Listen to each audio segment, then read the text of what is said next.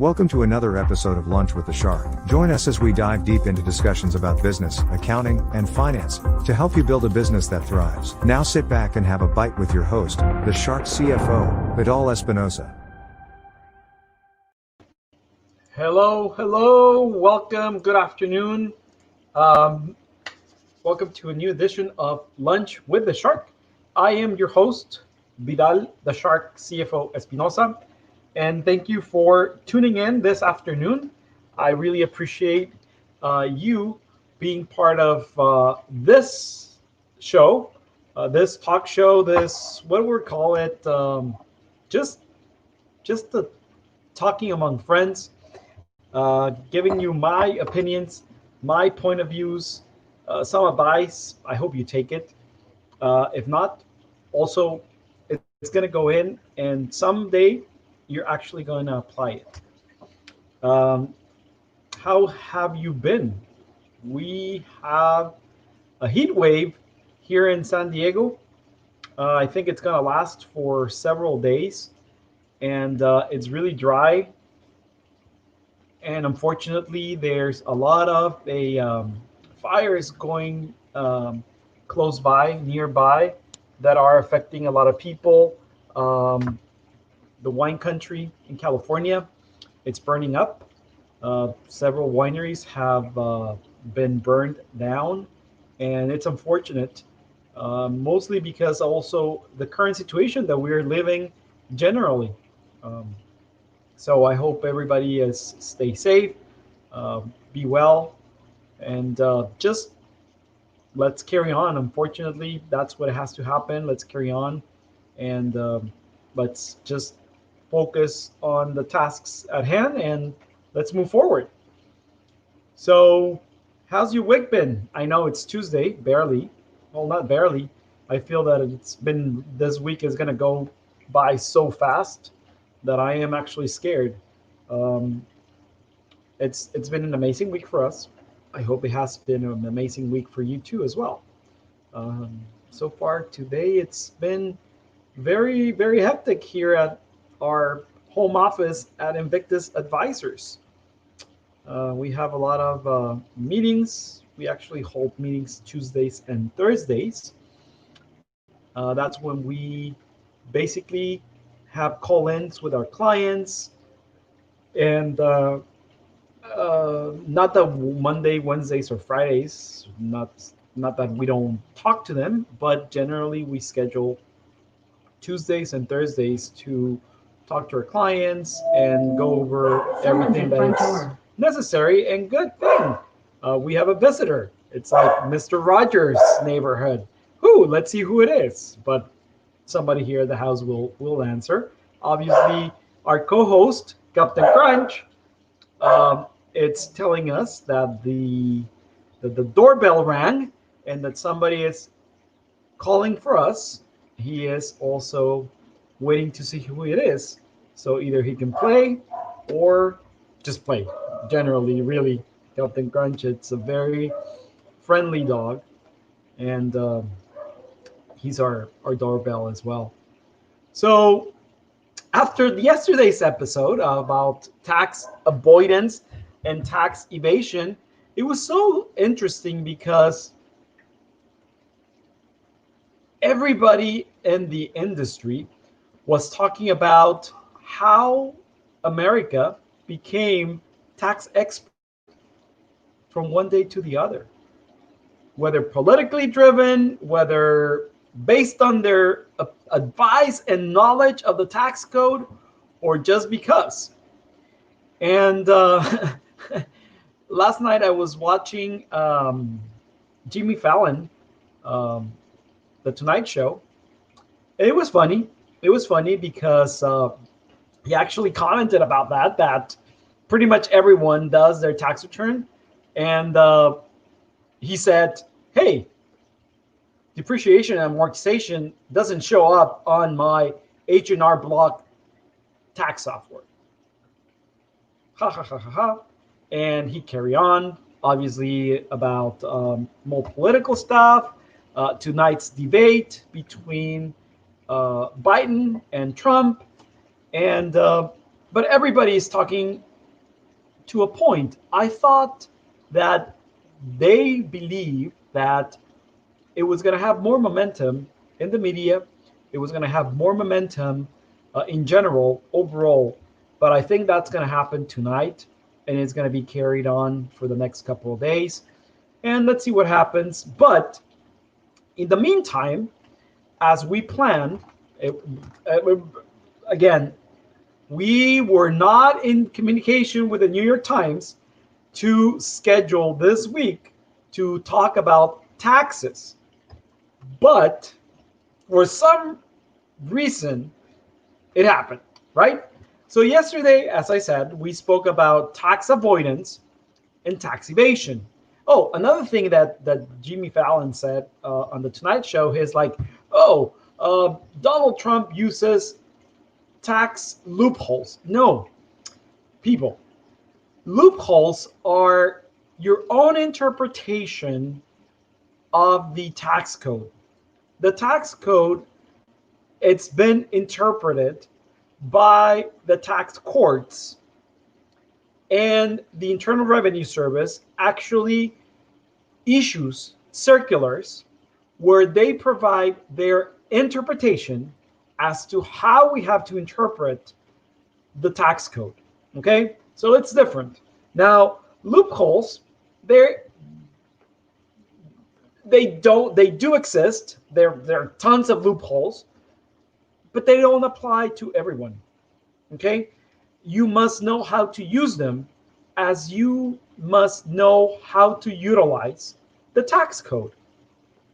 One thing that I actually have commented and said is that your main focus, or your only focus, has and must be the growth of your company and yourself. You have to focus on growing your company, period. You have to focus on generating sales and revenue for your company, period. Okay? That should be your main concern, your main focus. Now, you must understand and know basic tax regulations that, I have to pay taxes, that you should know, that you have to pay taxes by March 15th if you are taxed certain way, by April 15th for your individual and or corporations, and so forth. Basic knowledge of taxes. You are not supposed to be an expert in the tax code. You are not supposed to believe what your neighbor, your compadre, your comadre, your grandmother, your mother, your wife, your husband, your kids, your teacher's kids are doing when it comes to their own taxes. Okay? You must rely only on ethical and true tax professionals. Okay? You cannot rely on Google. You cannot rely on YouTube. Please. There's basic information out there. Yes. Read it, listen to it, but ask, what's the best option? What's the best procedure? What's the best control for you and your company? Okay? A good tax strategist, it's going to start by asking you a shitload of questions and creating a tax structure, a vehicle to maximize that strategy. That's why today we are going to focus on the LLC, the limited liability companies, and its importance on how to improve your tax situation utilizing them. I actually just finished a call an hour ago or so, and this person was inquiring about bringing a company from Central America into the US, right? And this individual has a B1, B2 visa, which is a tourist and business visa.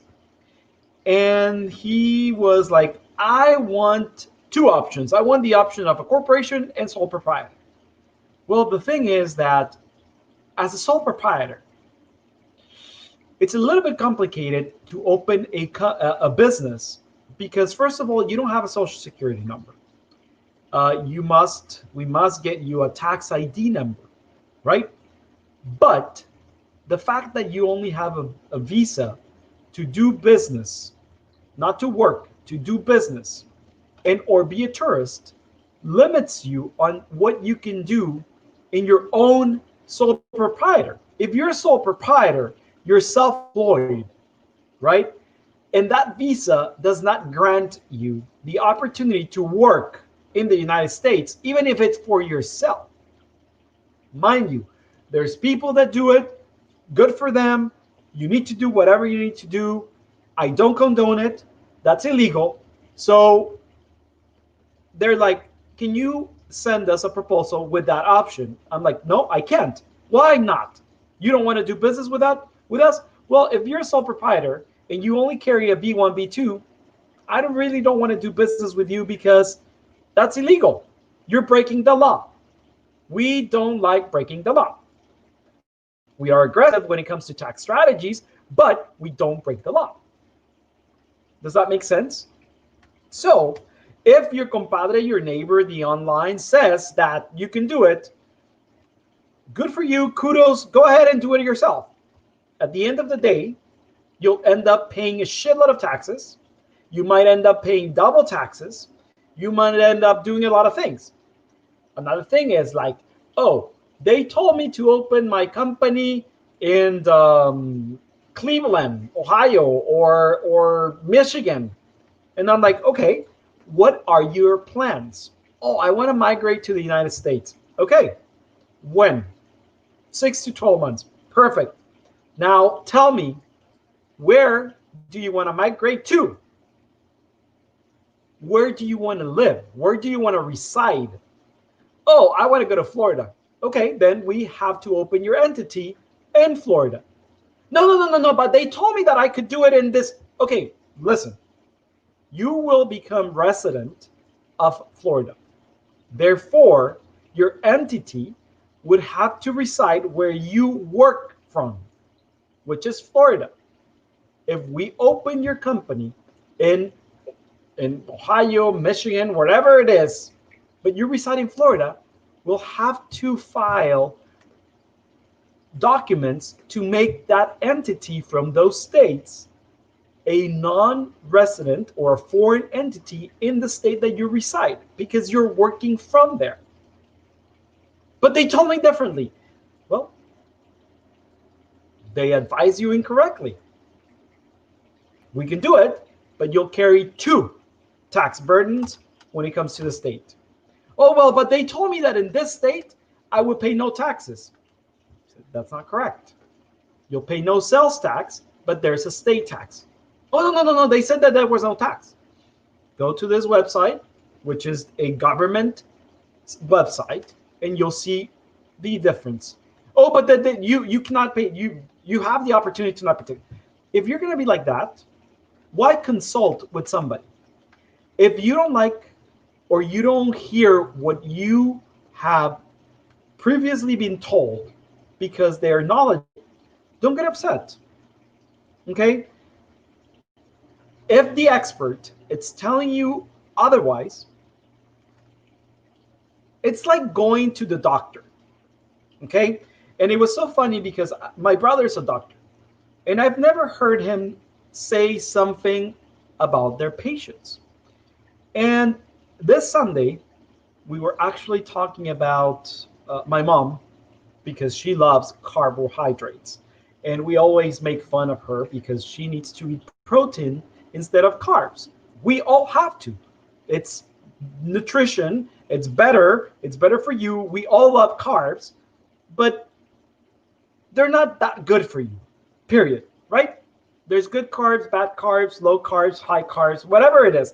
But carbs are not good for you, period. Protein is. So he was saying, well, there was this lady that came to my office, and she sat down and she said, "Doctor, I won medicine for diabetes. I won the serum that you prepare for diabetes." And he's like, "Okay, well, before I can prescribe you or give you anything for your diabetes, I need to ask you a couple of questions. When were you diagnosed with diabetes?" 27 years ago. But I don't follow a diet because it's very difficult. The doctors in the US have prescribed insulin. I don't take insulin every day because it hurts. And I don't control my diabetes, but I want your serum. And my brother said, "You know what? I can't prescribe you the serum. I can't prescribe you anything else for diabetes because insulin, it's what you require. But can you give me something?" "No, I can't." Because, lady, you are not being proactive. You are not taking action from other doctors. Why would I waste my time on giving you a medicine that you're not going to take? "It's because I'm asking you, I want it." Well, it's not because you want it. You already made up your mind. You're not going to change your eating habits, which is one of the most important things to do to control your diabetes. You're not taking insulin. Your body's not making enough insulin, and you're not taking it. Therefore, you're disregarding your body. Why should I care? Because you're a doctor. Yes, I'm a doctor for people that want to get better. I was like, that is right. If you come to a professional and you seek their advice, first, second, third, fifth opinion, and they're all telling you the same, why continue searching for the advice until somebody says, "Okay, just pay me, and yes, whatever you say, we'll do"? That's unethical. That goes completely against the planning pieces.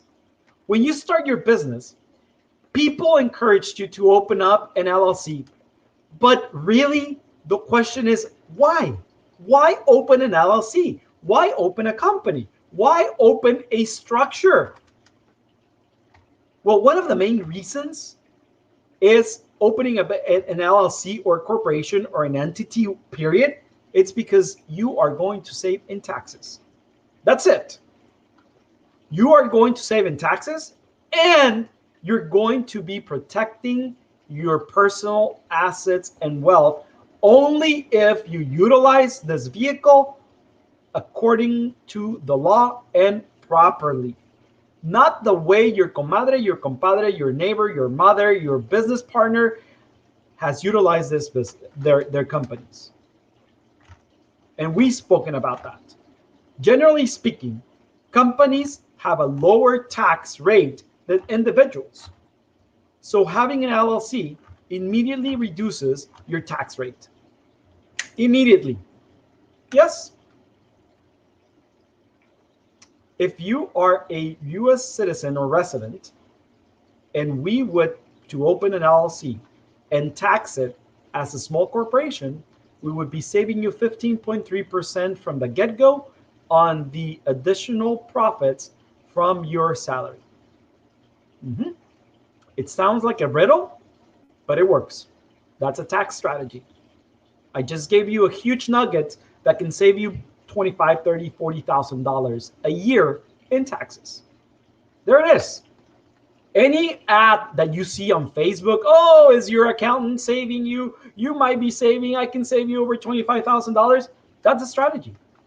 LLC taxes S Corp with a reasonable salary, and whatever is left goes straight forward to you at 0% other than your tax rate. No FICA, no self-employment tax. As a sole proprietor, every profit, it's taxed twice, 15.3, and your personal income tax. But Donald Trump doesn't pay taxes because he has multiple structures. He listens. He does listen to advice from whomever he wants, though. but he listens to his tax advisors. At least that's what the tax returns show. On the other issues, let's not get political there. So there are two different ways an LLC can be taxed. Okay, actually, an LLC from the get-go, it's taxed immediately two different ways. Either as a sole proprietor, as a pass-through entity, if you're a single member or husband and wife, okay, that it's immediately taxed as a pass-through self-employed. Nevertheless, the LLC provides you or grants you the legal protection for the separation and limitation of responsibilities, liabilities, okay? Or as a partnership, if there's two or more individuals that form part of that LLC.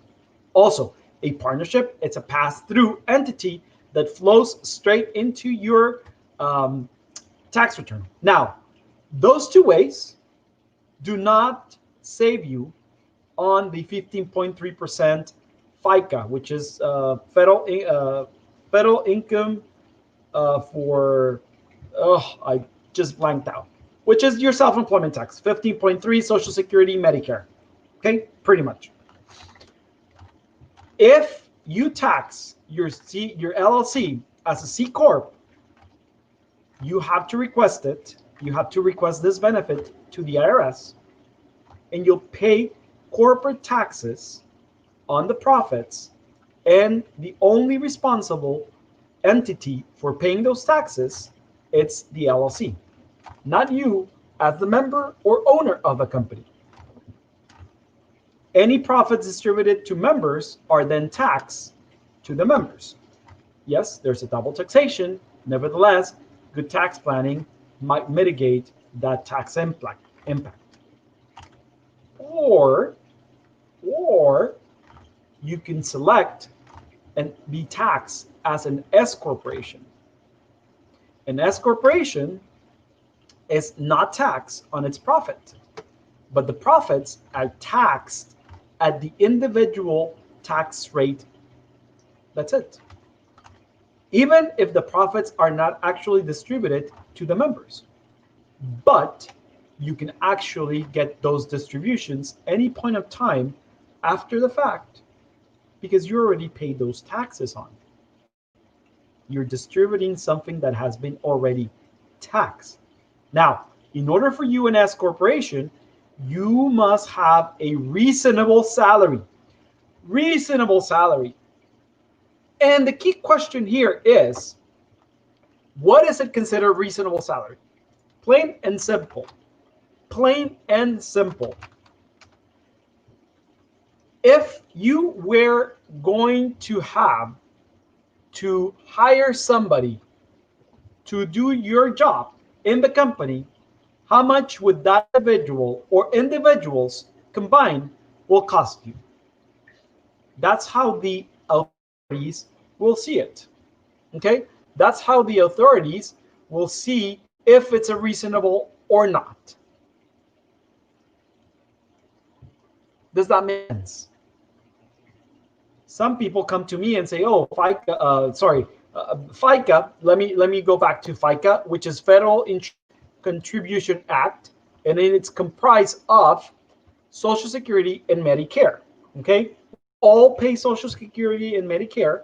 If we're employees, we pay 50%, and the employer pays 50%. I'm getting very technical. You should not. You should only know about it. You should not know how to calculate it. The limits. There's limits. There's a shitload of things that you need to know, right? You don't need to know. That's why you hire somebody like us or a payroll company to do those calculations on your behalf. So going back to S corporations. Now, reasonable salary, it's not minimum wage. Have you ever seen a CEO, a COO get minimum wage? And if you have, let me know where, because I'll hire them if they're good. But I don't think a CEO or COO will work for minimum wage, other than business owners that have an S corporation and they think that they can go by minimum wage. It doesn't work. Trust me, it does not work. Sooner or later, that it's going to come back and bite you in the ass. And it's going to cost you a shitload of money. You might be saving money right now, but my recommendation is if you're doing that, save what you're saving in a savings account, because rather sooner than later, you're going to have to pay a humongous tax bill with penalties and interest. And then the IRS is going to associate any disbursement that you took as payroll.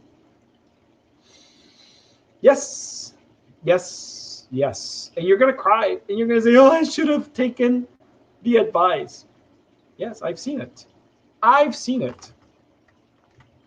So a good option is to select an S corporation only if you have every member be U.S. citizens or residents or legal residents of the United States. That's the only requirement. And others, right? But that's the main one. Choosing how your LLC will be taxed requires consideration of numbers of factors, including the amount of anticipated profit, whether profits are distributed to the members or retained by the business, whether you have employees, fringe benefits offered to employees and members, and how you state tax the entity. Generally, the state will tax your entity the way you're being taxed for federal purposes. That's most likely, generally. Okay? This is a conversation you need to have with a tax professional, since they truly know your personal and business situation. We, again, tax advisors, we are your spiritual guidance when it comes to business and taxes. Please, please let us know everything, because I'm pretty sure every other tax advisor out there has had this happen to them. Oh, yes, I have this and this and that. And then 3-4 days later, oh, but you know what? I forgot to tell you that I also have a company over here. Oh, shit. So let me see. Oh, yeah, but I also forgot that they gifted me this, or I won this in the casino, or shit. Like, dude, like, you know what? Just spill the beans out. We are not going to judge. We are here to help. Plan. Now, don't come to us on April 15th and expect us to have your bill, your tax bill, be zero. It's not going to happen, because it's after the fact. You must be proactive. You must be not reactive, other than proactive. You must prepare. You must plan. You must save. Oh, your tax bill is $100,000. Shit. Why? What the? I spend it all. Well, go sell a kidney, because you owe $100,000 in taxes. But I only made $1 million. Whoa. Imagine if you made $1 million and you pay $100,000, that's 10% taxes only.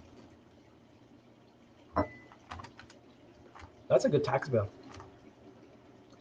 To make sure you keep the tax advantage of your LLC, here are 3 tips to ensure you can keep your tax bill low. The first thing is, if you're having your LLC tax as an S corporation or C corporation, pay yourself a salary. Pay yourself a salary. If you're working for the LLC, which is most likely yes, pay yourself a salary. Reasonable wages. I already explained what reasonable wages are. You, as the business owner, I'm pretty sure you're going to be doing marketing, accounting, taxes, HR, payroll, managing, going to the banks, running errands, delivering. I've already stated 10 activities or 10 titles that you have in the business, on top of naming yourself CEO. Oh, here's my tax. Here's my business card, Mr. IRS agent. Oh, yes. Nice to meet you, Mr. Vidal Espinosa, CEO, COO, CFO. 3. Oh, your salary for the company a whole year, it's $12,500 a year. Do you want to work with us for $12,500 a year? Hells no. Ah, do you think that's reasonable? To you, yes. Do you know what's that? That's not tax ignorance nor tax avoidance. That's tax evasion. That's tax evasion. Right? This is one of the main features of having an LLC. Pay yourself. If you want to be the employee that you are for your company, you have to pay yourself, regardless, right? 2, if you want to continue with good protection and good records, keep your personal and business expenses separate. Business and personal expenses separate. Whether you ask me a question one way, the other, blah, if you ask me the same question on 10 different ways, trust me, I've heard those 10 different ways asked in the past. And my answer is going to be, no, this is personal, not business. Or, no, we cannot do it. It happened to me yesterday. I had been asked the same questions 5 ways. Even this morning, 6 ways. 6 ways, the same question, expecting for me to give them a different answer. And the answer has been the same way. No, we cannot do it. Can we do it? No, we cannot do it. Can we do it? No, we cannot do it.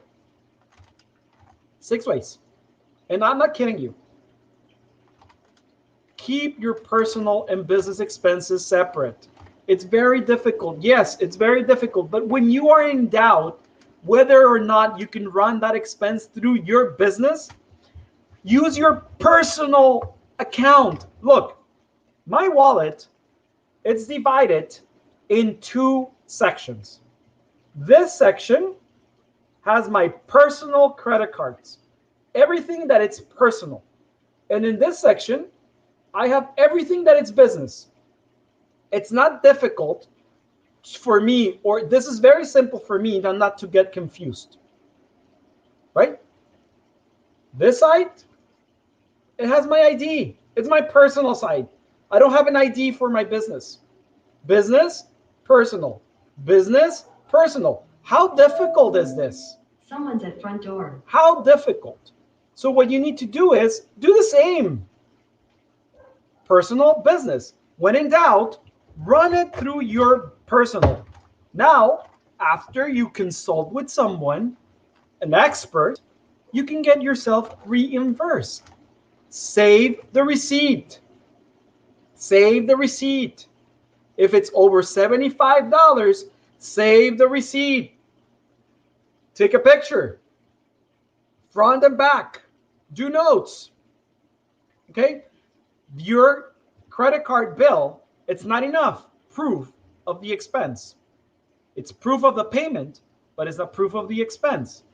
Anything over 75, keep the receipt, keep the invoice. Okay? Only use your LLC for business expenses. Please, please, please. And don't extend your reasoning. Because, again, the IRS and or state auditors have heard it all. Trust me. Oh, I need to run my clothing through the company because I only wear suits for the office. No, you don't. So you're telling me that if you go to a wedding, you will not wear a suit. Maybe you won't, but most likely you wear a suit to a wedding, a funeral, a nice dinner. You wear a blazer. Yes, yes, but mostly it's done for my business. Well, there's regulations for that. Ask. That's simple. The more you ask, the more you know, and the less problems you'll create for yourself. If you don't have in the business and need to buy something personally for the business, don't be tempted to say, "Oh, I'll run it through the business." No, don't. Pay yourself. Lend money to yourself from the company. Write an IOU prior to that disbursement. Sign it, execute it, save it, then lend yourself with reasonable interest, 6% per year. Again, an accountable plan, reimbursement, that should be part of it. When we create, and when your company is born, and it's done through us and our attorneys, we actually include an accountable plan, policies for travel and reimbursements. So those pieces are part of your tax planning, and you must have them. You must sign them when their company is created, not after the fact, not after you're reimbursed. The IRS will ask you that. They will go to the extent of polygraphing you if there's a big case. When did you sign the accountable plan? Did you sign the accountable plan prior to the audit, or during the audit, or after the audit? Things like that. And if you sign it after the audit and you say it's reimbursement, it doesn't apply. Number 3, make sure you file your legal paperwork. Anything that is pertaining to legal stuff, consult with an attorney. We are not attorneys. We can just give you our experience. It's not legal advice. With most states, there are forms that need to be completed on an annual basis. Those are taxes, though. We can tell you about taxes. Pretty much every state has an annual report or annual tax return or an annual fee. Pretty much every state. I've never heard of any state that does not have an annual fee. Nevada, it's $400. Delaware is like $500. California, it's $800. $300 more. You don't need to care about the $800 minimum state tax in California if you're making money. That should be the least of your worries. Why worry about petty stuff? You might say, "Oh, it's petty stuff because you have steady business." No, it is. It's $800. Don't get me wrong. That's a minimum state tax. But come on. If you're worrying about that, your mindset is not ready for business. Your mindset is not ready for business. If you're more worried about not paying taxes, your mindset is not ready.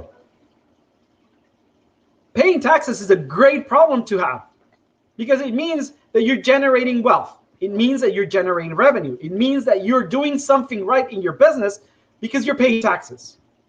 And if you're not paying taxes, it's because you have an amazing tax plan and tax strategy done by a good tax accountant. Make sure you are eligible for the tax advantage your LLC has requested. Stay current, compliant, and follow always state and federal guidelines. That's very simple. Those federal and state guidelines, you're not supposed to know, or how they are done, or how they're made, or when they come. Your professional advisor has to be top of it. Not only does an LLC protect you personally, it helps protect you from overpaying on taxes. You need someone that knows the tax law to provide you a detailed plan on how to use your LLC efficiently. Due to popular demand, yes, and I am extremely grateful, and I have no words to thank everybody in my marketing team, in my team here at Invictus, because they're doing an amazing job. And it's up to me to deliver and give you valuable information. We are going to do an encore of our webinar, Negocios Sin Fronteras, Cómo Iniciar un Negocio en los Estados Unidos. And this is going to be October the 8th at 11 a.m. Pacific Standard Time. This webinar, it's called, it is because it's open to Latin America Spanish-speaking Hispanic individuals from Mexico all the way down to all Latin America and all the world for people that speak Spanish and want to do business in the US. We're here to hold your hand at every step of the way for you to migrate your business or expand your business into the USA. Okay? So next Thursday, October the 8th at 11 a.m. Pacific Standard Time. You can actually sign up at invictus-advisors.com/webinar. So make sure you sign up early since we are running out of space. Now, Spotify, it's a great place to get past episodes of Lunch with the Shark. Jesus, it says Jesus here, so Jesus, play the video. Open Spotify, and in the search bar on the top end, type in Lunch with the Shark. Select the Lunch with the Shark podcast. Once you do select the follow button, right next to the green button, play. By following us, you will get all the notifications for when we upload new episodes on Spotify. Okay? So, today's quote, it comes from Arthur Godfrey, who was an American radio and television broadcaster on CBS. And here it's what he said. I am proud to pay taxes in the United States. The only thing is, I could be just as proud for half the money. Just pay attention to that. I am proud to pay taxes in the United States. The only thing is, I could be just as proud for half the money.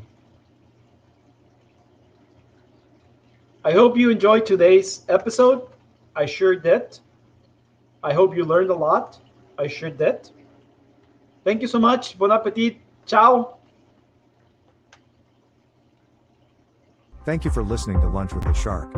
If you would like to set up a consultation with the Shark CFO, Vidal Espinosa, visit his website www.invictus-advisors.com and don't forget to subscribe on Facebook, Instagram, YouTube, Twitter, and LinkedIn.